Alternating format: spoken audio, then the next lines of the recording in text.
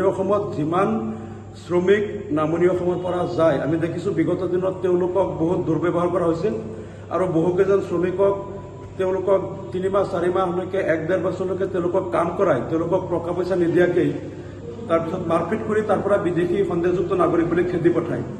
এই শ্ৰমিকসকলৰ একো নিৰাপত্তা নাথাকে।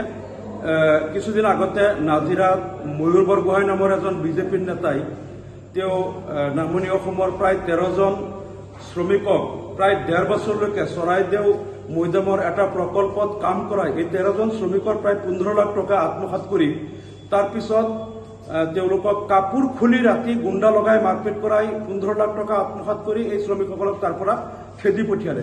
এই বিষয়টো মই অসম বিধানসভাত উত্থাপন কৰিবলৈ বাৰে বাৰে অনুমতি বিচাৰিছিলোঁ, কিন্তু অনুমতি নিদিলে। আৰু তাৰপিছত আমি ডিজিপিক লগ ধৰিলোঁ আৰু ৰাজ্য চৰকাৰৰ মুৰব্বী মুখ্যমন্ত্ৰীকো আমি দাবী কৰিছোঁ ময়ূৰ বৰগোহাঁয়ে এই শ্ৰমিকসকলক 13জন শ্ৰমিকক 1.5 বছৰ কাম কৰাৰ বাবদ দিব লগা 15 লাখ টকা আত্মসাৎ কৰি খেদি পঠোৱা বিচাৰ লাগে আৰু তেওঁক অনতিপলমে গ্ৰেপ্তাৰ কৰিব লাগে আৰু এই শ্ৰমিকসকলৰ 15 লাখ টকা আদায় দিব লাগে। কিন্তু দেখা গ'ল আজি 2 মাহ পাৰ হোৱাৰ পিছতো ময়ূৰ বৰগোহাঁইক কিন্তু গ্ৰেপ্তাৰ কৰা নাই আৰু তেওঁ কিমান নিৰ্লজ্জভাৱে পাশবিক অত্যাচাৰ কৰি শ্ৰমিকসকলৰ পিঠিত মাৰপিট কৰি তেজ স্প্ৰিয়াই দিছিল, পিঠি ফালি দিছিল। এই শ্ৰমিকসকলৰ কি দুখ আছিল? তেওঁলোকে 15 লাখ টকা পাব লগা আছিল, 1.5 বছৰ তেওঁলোকক কাম কৰাইছিল।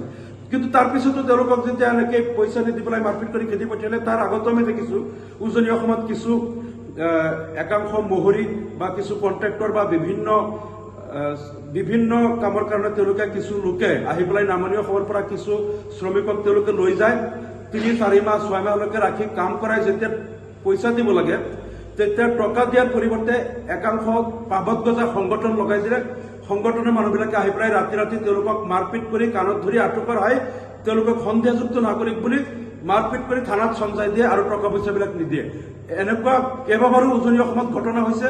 গতিকে নামনি অসমৰ পৰা যিমান শ্ৰমিক উজনি অসমত যায় তেওঁলোকক কিন্তু চৰকাৰে নিৰাপত্তা দিব পৰা নাই আৰু নিৰাপত্তা সুনিশ্চিত নকৰাকৈ ইয়াৰ পৰা কোনো শ্ৰমিক উজনি অসমত যোৱাটো আমি নিবিচাৰোঁ।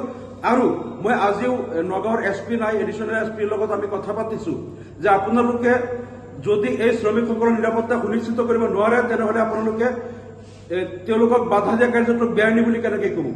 আপোনালোকে যদি উজনি অসমৰ কোনোবা ঠিকাদাৰ মহৰী বা কোনোবাই যদি শ্ৰমিক লৈ যায় মধ্য অসমৰ পৰা, অন্ততঃ আপোনালোকে যদি সেইটো ৰেজিষ্টাৰ কৰে যে আপোনালোকৰ জিলা প্ৰশাসনৰ জ্ঞাতে তেওঁলোকে কোন চুক্তিৰ আধাৰত কিমানজন শ্ৰমিক কোনজন মালিকে লৈ গ'ল, তেওঁলোকৰ কি চুক্তিৰ আধাৰত দিলে সেই সম্পৰ্কে আপোনালোকে যদি এটা ৰেকৰ্ড মেইনটেইন কৰে আৰু যি থানা এলেকাত তেওঁলোক যাব তাৰ OC-জন সেই থানাৰ OC-জনক যদি ইনফৰমেশ্যন কৰে আৰু সেই OC-জনে যদি নিৰাপত্তা সুনিশ্চিত কৰে যে ঠিক আছে নগাঁৱৰ পৰা বা মৰিগাঁৱৰ পৰা ইমানজন শ্ৰমিক অমুক মালিকে লৈ আনিছে, তেওঁলোকৰ ইনফৰমেশ্যন আমি পাইছোঁ, তেওঁলোকৰ নিৰাপত্তাটো আমি সুনিশ্চিত কৰিম আৰু তেওঁলোকৰ প্ৰাপ্য মজুৰিখিনি যথা সময়ত তেওঁলোকক দিয়া হ'ব।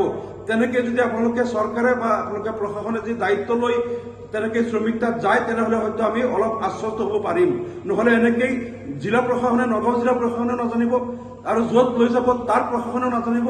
কোনোবা মালিকে লৈ গ'ল, কিছু শ্ৰমিক গ'ল, তাৰপিছত কিছুদিন পিছত কাম কৰাই তেওঁলোকক মাৰপিট কৰি খেদি পঠিয়াব আৰু তেওঁলোকক সন্দেহযুক্ত নাগৰিক বুলি কাণত ধৰাই আটক কৰাব, পিঠি ফালি দিব আৰু টকা নিদিয়াকৈ ঘূৰাই পঠাব। এই প্ৰক্ৰিয়া কিন্তু বেছি দিন আমি চলিব নিদিওঁ। মই এই বিষয়ত ৰাজ্য চৰকাৰ